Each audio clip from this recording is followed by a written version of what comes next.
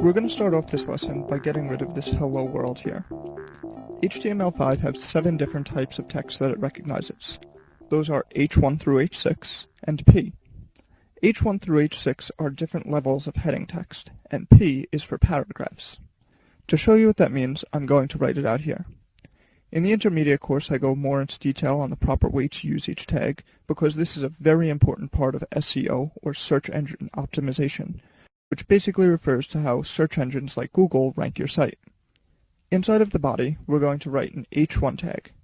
So the way you write this is a less than sign, H1, and a greater than sign. And let's close it right away so that you don't forget to later. And as always, this is just a tag. We now need to put content inside of the tag. So let's write heading 1. So this here is just the markup, and this is the content that's being marked up. Let's save and go back to our browser, refresh the page, and you can see that this text is quite a bit larger than what we had before. Back in Notepad, next we'll write an H2 tag.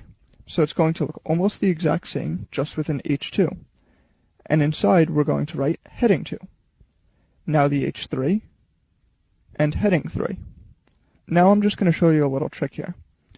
As you do more and more programming, you're going to notice that some of your code might be a little repetitive, and it's easier to just copy and paste certain sections, rather than just rewriting. So now I'm going to copy this H3, and paste it just so it's not highlighted, then paste, paste, paste, and let's just change these few numbers here. H4, H5, H6.